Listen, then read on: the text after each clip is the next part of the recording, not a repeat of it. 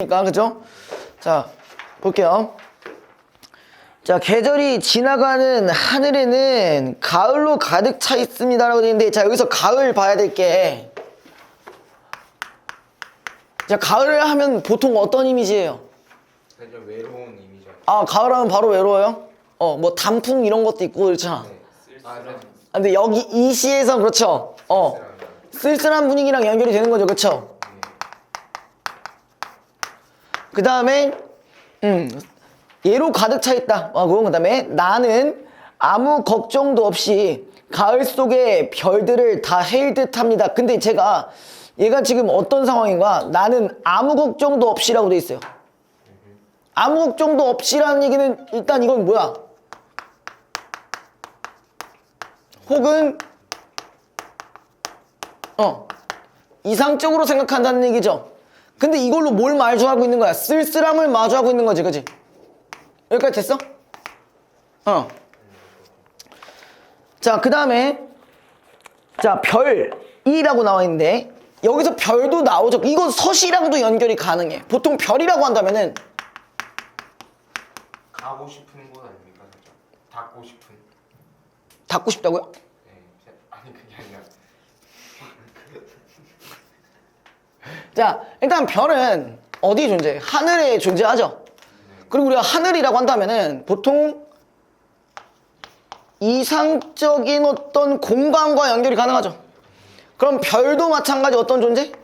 이상적 존재로 생각해 볼 수 있죠. 그죠? 그 다음에 얘네들을 다 헤일 듯하다. 헤인다는 건 뭐야? 샌다는 얘기죠. 맞죠? 자, 가슴 속에 하나 둘 새겨지는 별을, 근데 이 별을 자꾸 헤이면서 가슴 속에 새겨진다는 얘기는 여기에 뭐까지 추가를 해볼 수 있어요? 얘는 그리움의 대상이라고 나와 있죠. 그리움의 대상이랑도 연결이 되고 뭐 동경의 대상이라도 있겠죠. 근데 이거는 사실 어디 있어? 그 밑에 부분에 있잖아. 별 하나에 뭐 동경과 추억과 뭐 이런 거 말 있잖아. 그치? 그러면 그냥 별에 대한 속성들 이런 식으로 다 연결시켜 주시면 되는 거죠. 그죠? 자, 아무튼 요거를 다 못하는 것은 쉬 아침이 오는 까닭이요. 그 다음에 내일 밤이 남은 까닭이요. 자, 아침이 오든 까닭인 거는 뭐 어쨌든 여기는 뭐야? 부정적인 요소겠죠. 별을 헤일 수 없는 상황이고, 그 다음에 내일 밤은 어쨌든 내일 밤이 남았으니까 또다시 볼 수가 있기 때문에 이건 긍정적이죠. 부정적인 것과 긍정적인 것이 같이 나오는 거고, 그 다음에 자, 아직 자, 나의 청춘이 다하지 않은 까닭입니다. 자, 청춘이 다하지 않은 까닭은 그냥 이렇게 묶어만 주시고요. 일종의 뭐라고 생각해 볼 수 있냐? 미래에 대한 기대라고 우리가 생각을 해볼 수 있겠죠. 그렇죠? 그 다음에 그 밑에 보시면은 어쨌든 이 별 가지고 여러 가지 속성이 있으니까 이건 각각 그냥 동그라미만 쳐주시면 되고, 그리고 얘에서는 뭐가 반복되고 있는 거예요? 식구가 반복되고 있죠. 자, 우리가 비거랑 비슷한 것도 뭐 있지? 통사구조의 반복, 그죠? 통사구조의 반복, 뭐 또 혹은 시호의 반복으로도 볼 수 있는 거죠, 그죠? 그 다음에 이런 것들이 계속 연속되고 있으니까 일종의 나열이라는 것도 넣어볼 수 있겠죠. 그죠? 자, 그 다음에 별 하나에 어머니 어머니 이렇게 말을 하는 걸 보니까, 자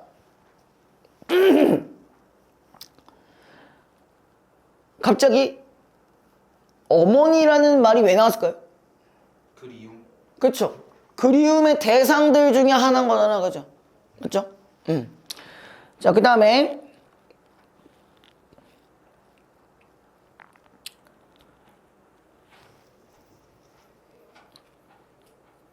그거 다음에 어머님 하면서 네, 나는 별 하나에 아름다운 말 한마디씩 불러봅니다. 소학교 때 책상을 같이 했던 아이들의 이름과, 근데 여기 애들은 다 뭐야? 다 어떤 대상들이야? 추억 아닙니까? 추억이자, 자, 이거 추억 속성을 한번 해볼까요? 자, 추억이 뭐야? 정확히 말하면 추억. 과거. 과거. 그리움. 자, 과거의 속성에 어떤 기억만 있는 거야? 좋은 기억만. 좋은 기억이 있는 거죠. 그렇죠. 이런 속성이 있어요. 과거의 좋은 기억이다 보니까 당연히 여기에 대해서 구리움이라는 속성이 튀어나올 수밖에 없죠? 그죠? 그리고 또 이렇게도 생각해 볼 수 있어요. 뭐야? 이상적. 왜 그러냐? 자, 여러분 봐봐. 여러분들이 추억이라고 했어요. 과거에 좋은 기억만 남지 사실 안 좋은 기억은 생각을 못 하잖아.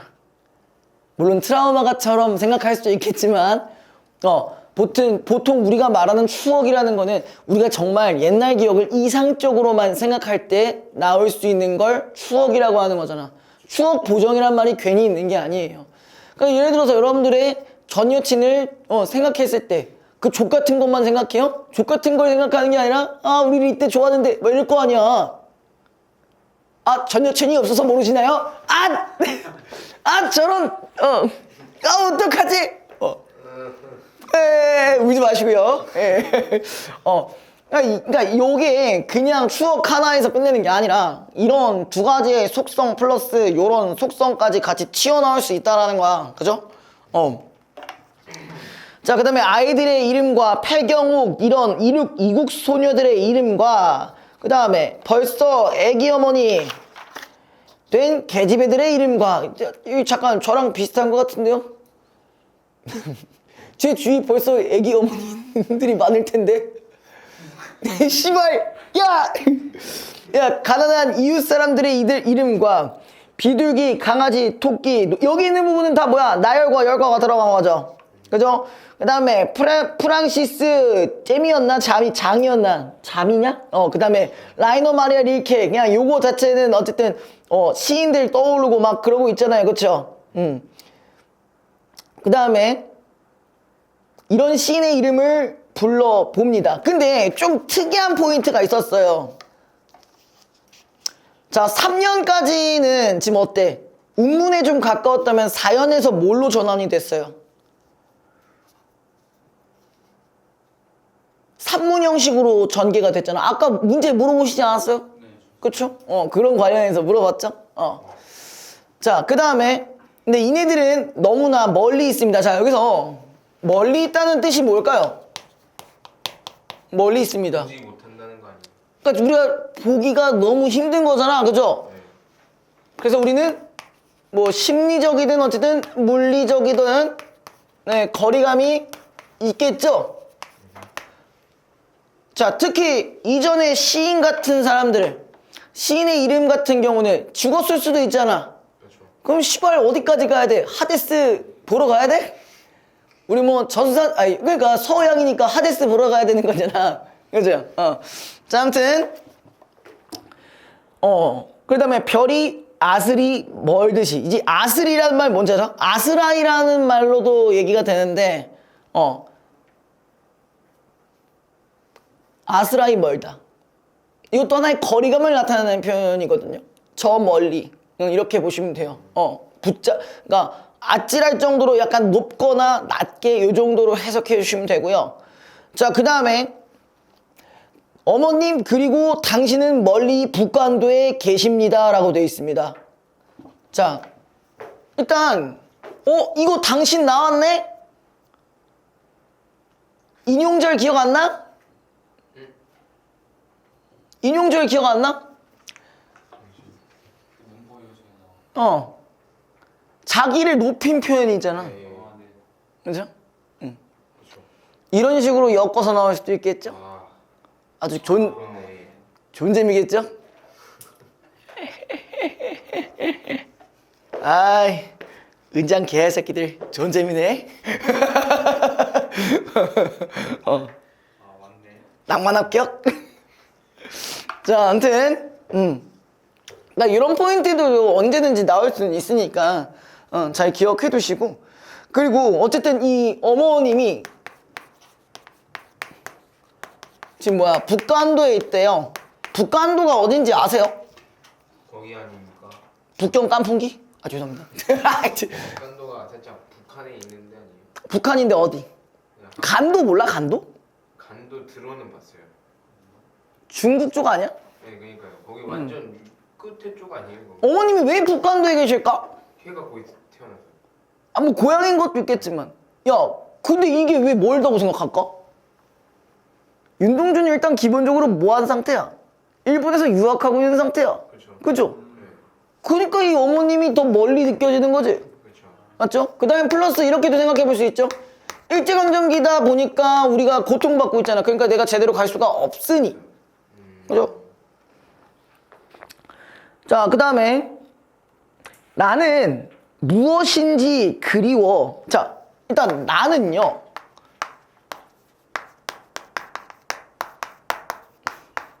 무엇인가를 그리워하고 있어요. 근데 이 그리워하는 대상이 뭘까라는 거야. 자, 윤동주 세계관 얘기할 때 이상적 자아, 현실적 자아 얘기잖아. 그 이성적 자아는 뭐야? 내가 원하는 거잖아. 근데 얘네들한테는 아무래도 그리워할 수밖에 없는 거지. 그럼 이 무엇이라는 건 어떻게 해석이 가능해? 현실이 아니라 이상적. 그러니까 지금이 현실적이다. 예, 이상적인 자아로 볼 수 있겠죠? 그죠? 무엇인가가 그리워. 혹은 뭐 이상 자아 혹은 이상적 가치 뭐 이렇게 해서도 상관없습니다. 이 많은 별빛이 내린 언덕 위에 자 밑에 내 이름 자를 써보고 내 이름자를 써본다는 것 자체가 제가 저번에도 말씀드리긴 했었지만 성찰적 태도랑 연결이 가능하죠. 그죠? 그 다음에 써보고 그 다음에 흙으로 덮어버렸대. 부끄러워. 뭐 씨발 아이야? 그러니까 부끄럽지. 그쵸? 자, 제가 얘기한 것들 윤동주의 세계관에서 이거 다 들어가잖아. 그치? 그러니까 제가 그거 하나만 기억해 두셔도 모든 패턴을 다 파괴할 수 있는데 이 씨발 님들은 안 외워가지고 그니까 또 개 털리시는 거 아니에요? 씨발놈들아. 맞아 안 맞아? 맞아 안 맞아? 어? 아깝다. 예지 씨까지 있었으면 내가 같이 욕을 트리플로 씨발더라. 아무튼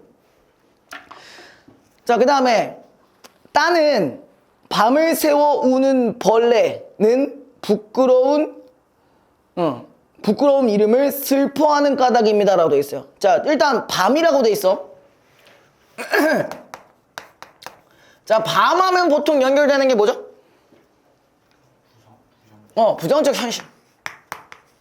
그럼 당연히 일제강점기 얘기하겠죠. 그죠?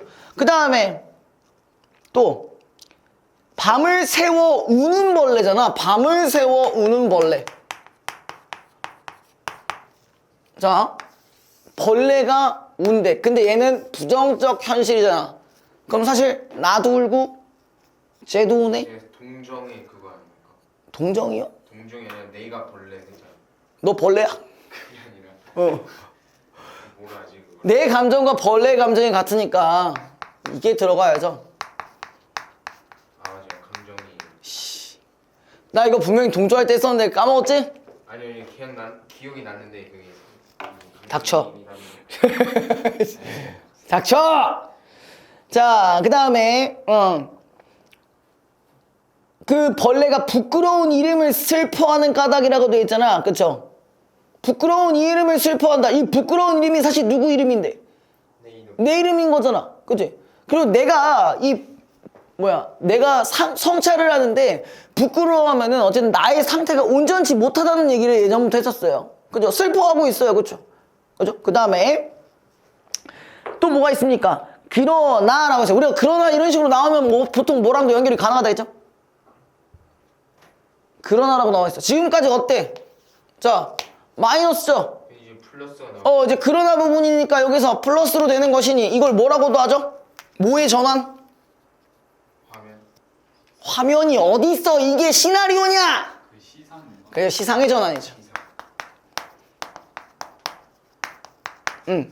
시상 전환이고요. 그러나 겨울이 지나고 나의 별에도 자, 겨울이 지났다는 얘기는 뭐가 끝난다는 얘기야? 일제 강점기가 끝나는 거지. 그죠? 그 다음에 나의 별에도 자, 나의 별이 일단 뭘 것 같아요? 나의 별에도 봄이 오면이라고 했으니까 그럼 여기서 봄이 뭐 해당하는 게 뭔데? 나의 별에 봄이 온다. 그치? 별이 뭐 그럼 뭐야? 우리 그치? 우리나라에 봄이 온다. 광복이 되면 이상적 상황이죠. 그 다음에 그 옆에 뭐라고 써주냐? 미래라고 써주세요. 우리 보통 미래는 긍정적으로 생각하기 마련입니다. 그렇죠. 자, 그 다음에 봄이 오면 무덤 위에 파란 잔디가 피어나듯이, 자, 무덤 위에 파란 잔디. 우리가 아까 무덤은 어느 거 생각하면 돼?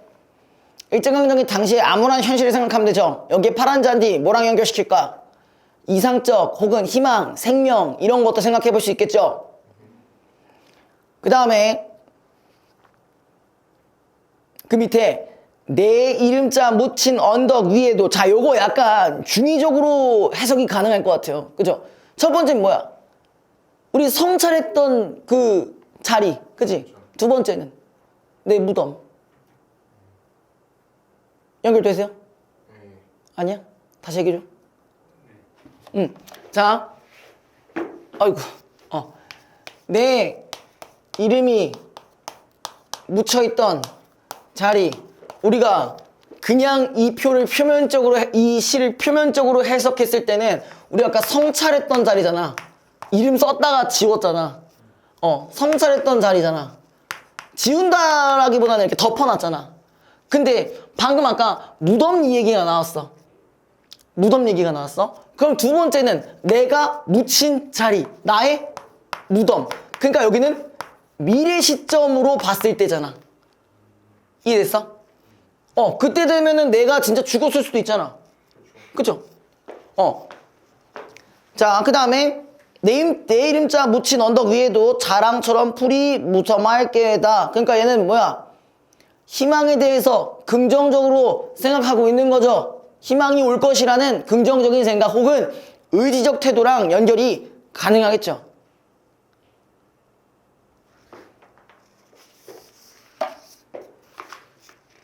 자, 그 다음에 제가 프린트 새로 드린 거 있죠? 서시랑 쉽게 씌어진 시, 이거 두 개 같이 할게요. 이거 했나? 서시는 했냐? 저희 안 했어요.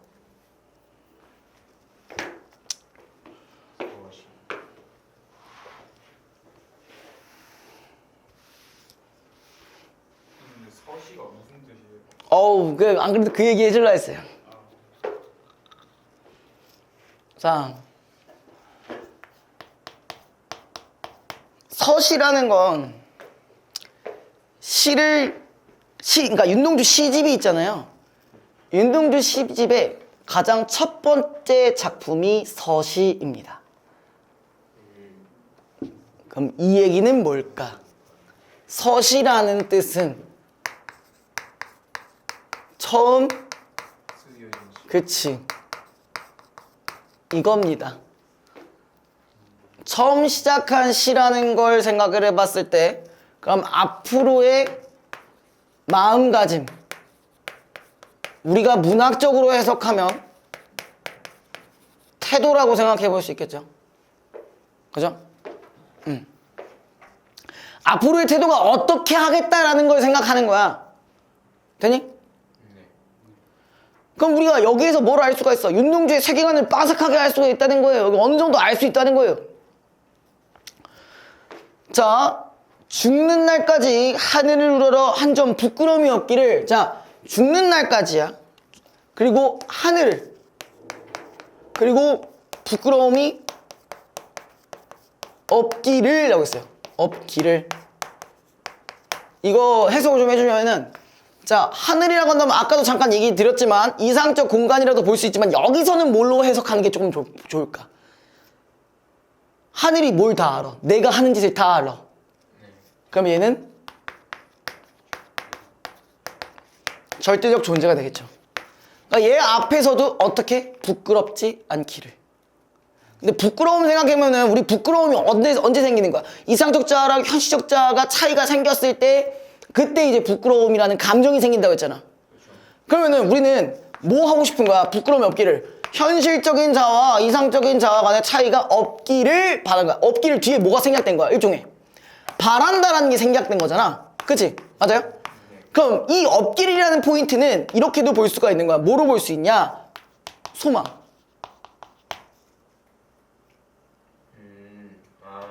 오케이.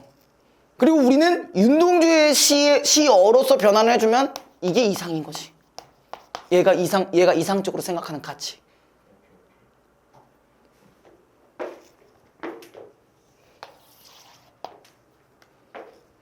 자, 그 다음에 그 밑에 이런 말도 있어요. 잎새에 이는 바람에도, 자, 이렇게 봐야 돼. 잎새에 이는 바람에도 나는 부끄럽대. 근데 일단 이게 뭔 뜻인가 싶을 거예요. 잎새에 이는 바람. 자, 잎새에 일 정도의 바람은 바람이 센 걸까요? 약한 걸까요? 되게 약한 거 아니야? 그렇죠. 그러니까 얘는 조그만 시련에도 뭐한대? 부끄럽대. 이런 거에 조그만 시련에도 불구하고 부끄럽대. 그럼 이게 뭐야? 일단 이게 왜 이렇게 연결이 되는지 생각을 해보자고. 자, 나는 애초에 원하는 게 뭐라고? 하늘 앞에서 부끄럽지 않기를 바랬어. 근데 얘는 모든 걸 다 보니까 다 알 거 아니야.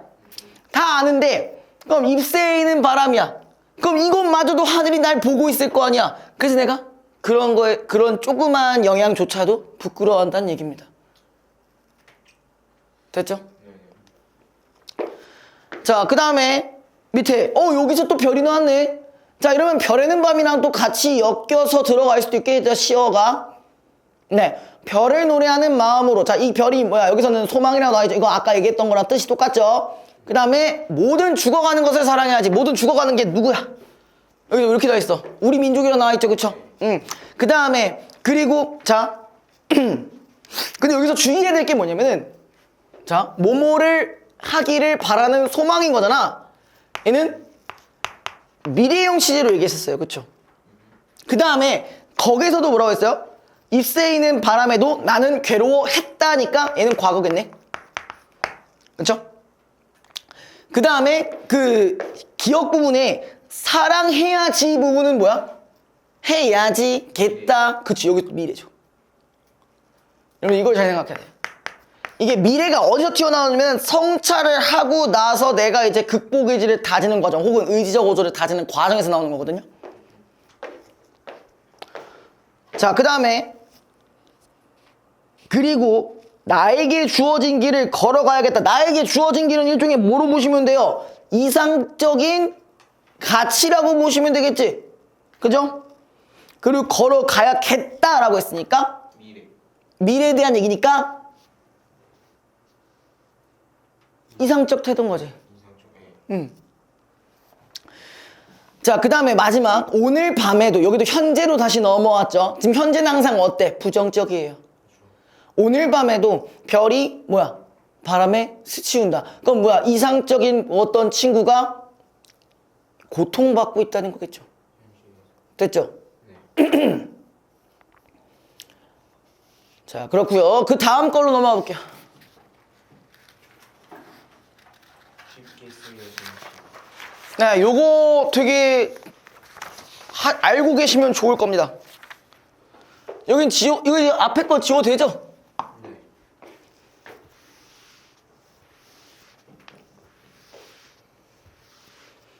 그래서 요거를 해드리는 이유는 제가 드린 거에 과제집이 있기 때문이에요.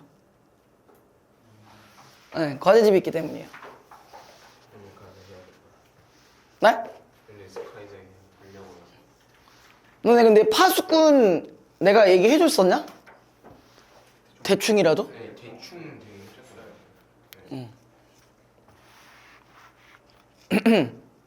되게 해줬어요. 되게 간단하게 해줬어요. 간단하게?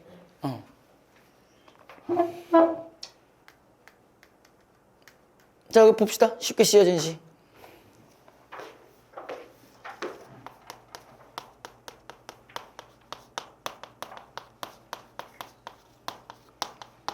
자, 이것도 뭔가 좀 잘못된 것 같지 않아요? 제목이? 아까 제가 물어봤던 거죠. 뭐? 아까 문제 쉽게 쓰여진 시. 잘못된 것 같지 않아요? 쓰이어진. 아 맞아요. 했죠. 2번 이중. 너네 학교라면 이런 걸로도 장난질 칠 수도 있겠죠. 이걸 바꾸시오 하고 막 아까 그 뭐야 별에서도 뭐 하나 있었잖아. 별에는 밤에서도 그지? 네, 당신이. 당신. 재밌겠다. 재밌겠다. 창의적이 아주 창의적으로 문제를 내시더라고. 살짝 유치한 느낌도 좀 있었고. 자, 근데 우리가 윤동주의 세계관을 이제 알고 있으니까 사실상 이게 쉽게 씌워졌다라는 거 맞아요, 안 맞아요? 쉽게 쓰여진 거 아니죠? 그렇죠. 그렇죠? 어렵게 쓰여진 건데 쉽게 쓰여진 시니까 얘는 반어적 의미가 있겠네. 그죠?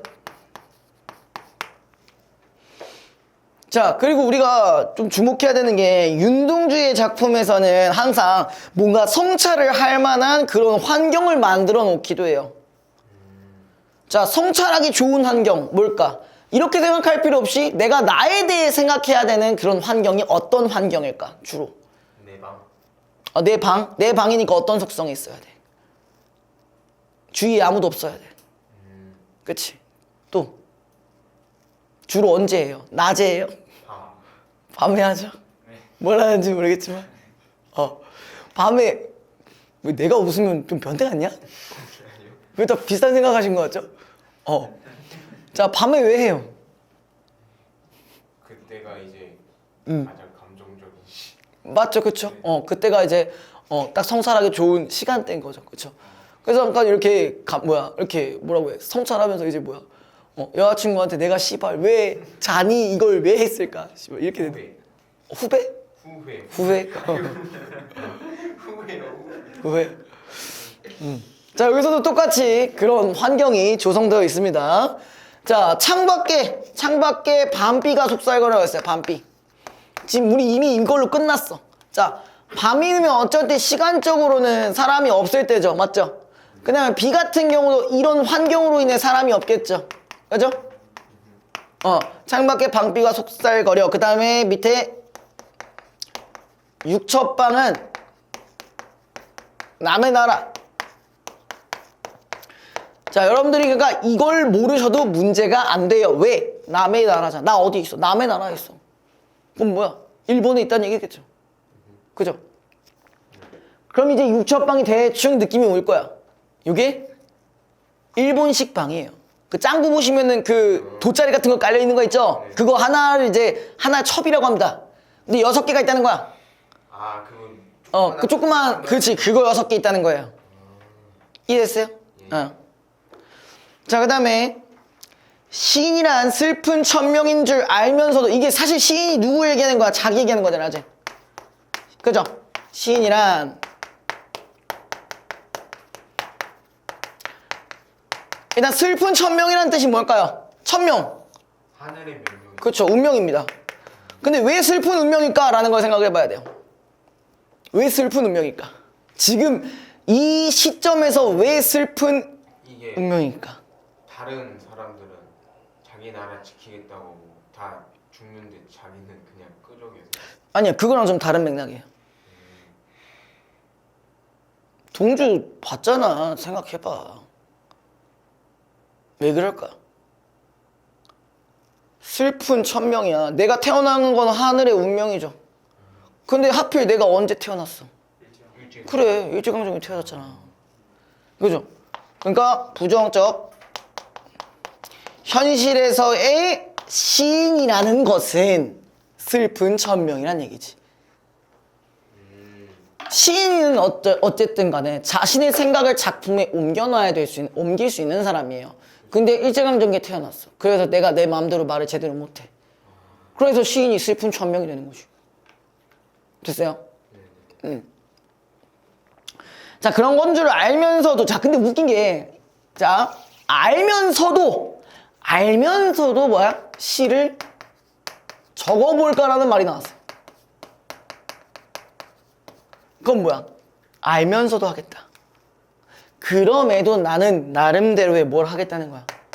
저항을 해보겠다는 얘기죠. 비록 이 저항이 어떻지만 크진 않지만. 소극적이지만. 자, 그 다음에 땀내와 사랑내 포근히 풍긴. 자, 땀내와 사랑내라고 했으니까 이거 무슨 심상? 땀냄새. 후각적 심상. 그죠? 포근히 풍긴 보내주신 학비 봉투를 받아. 자, 학비 봉투를 받는다라고 봤을 때 얘 신분을 대충 생각할 수 있죠? 네. 뭐야? 학생. 유학생이죠. 일본 유학생. 얘 지금 일본에 사는 거 맞잖아. 그렇죠. 그냥 학생만 하면 안 돼. 유학생이라고 해야지. 왜 그런지 알아요? 몰라? 몰라?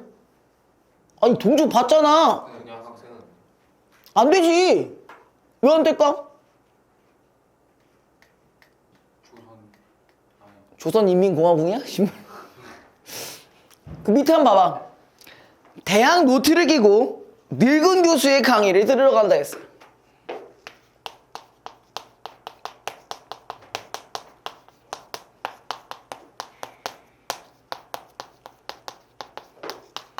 자, 늙은 교수의 강의를 들어간다. 이건 대체 무슨 뜻일까요?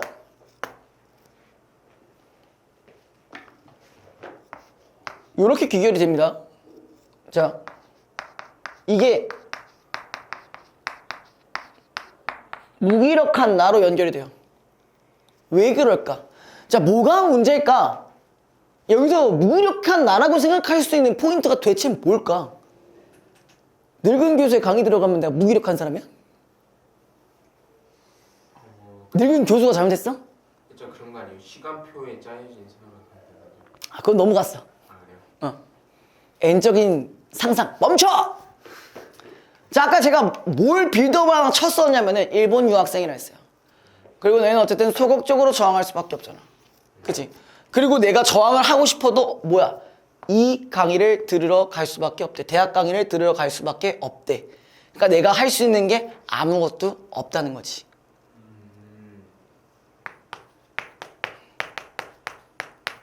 할 수 있는 게 없다. 그래서 얘가 무기력한 내가 되는 거죠. 그럼 무기력한 나니까 지금 뭐야? 내가 어떤 상태? 부정적인 상태야. 자, 그러면서 여기 밑에 뭐라고 나와 있나요?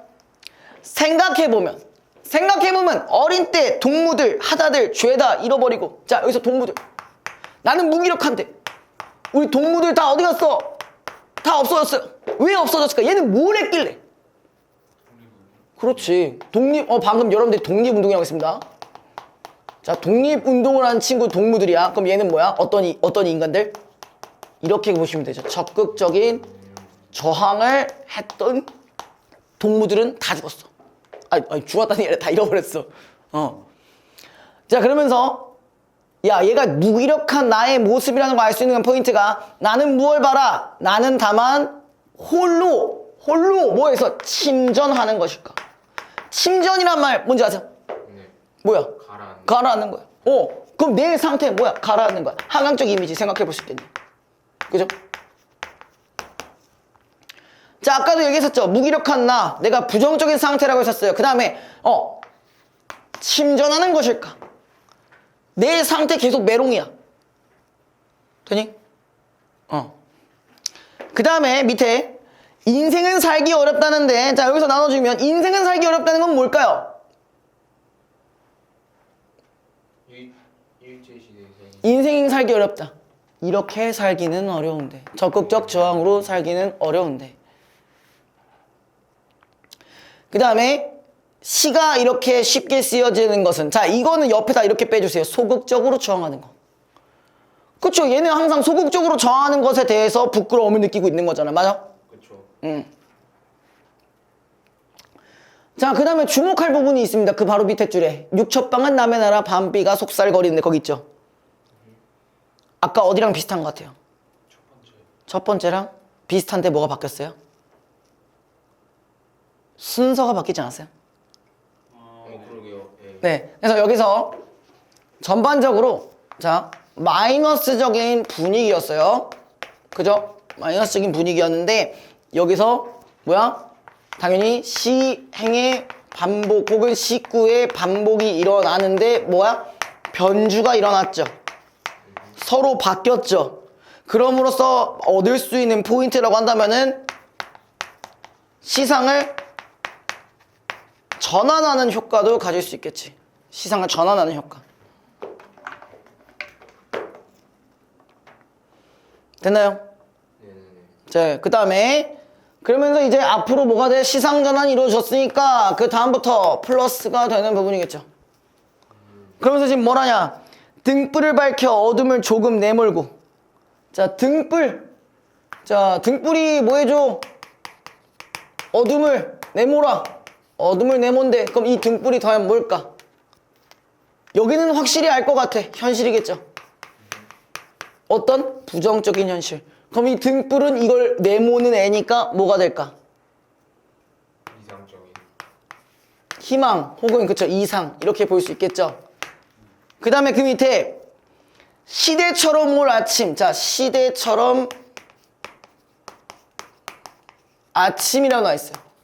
자, 어둠을 내몰고 아침이란 얘기는 결론적으로 뭘까? 광고. 그렇지, 독립이죠. 근데 여기서 이거 궁금하실 거예요. 시대처럼이요? 이게 뭘까? 시대라는 거 이렇게 생각하시면 돼요. 뭐 조선시대, 고려시대 뭐 이런 시대 있잖아요. 이런 시대들은 언제든 항상 바뀌죠. 반드시 뭐야? 온다는 얘기예요. 뭐가? 독립이 반드시 된다는 얘기죠. 그죠? 우리가 긍정적 어떤 일에 대한 확신을 갖고 있네요. 그렇죠? 그러니까 반드시 독립이 될 것이다. 이 얘기죠. 자, 그다음에 마지막에 시대처럼 올 아침을 기다리는 최후의 나라고 했어요. 최후의 나. 최후의 나가 누굴까? 최후의 나가 누굴까? 아까 우리 현실적자 어떻게 됐어? 멘탈 걔 나갔어. 그럼 지금 누구 남았어? 시상전환 됐고 긍정적이야. 그렇지. 이상적자죠. 우리가 얘네 둘 간에 일단 갈등이 있었잖아. 그치? 그렇죠. 그런데 이 이상적자가 그 밑에 뭐라고 합니까? 밑에 나는 나에게 작은 속을 내밀어. 자, 앞에 있는 나가 이상적자죠? 그 다음에 옆에 있는 나가 누구야? 현실적자야. 현실적자가 뭐 하고 있어?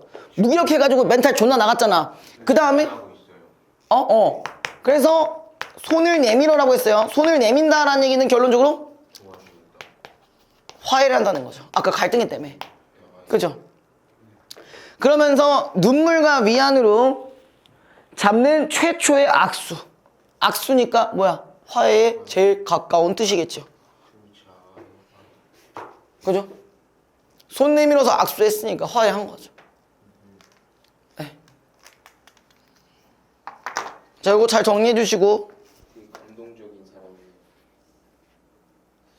멋있네. 그러니까.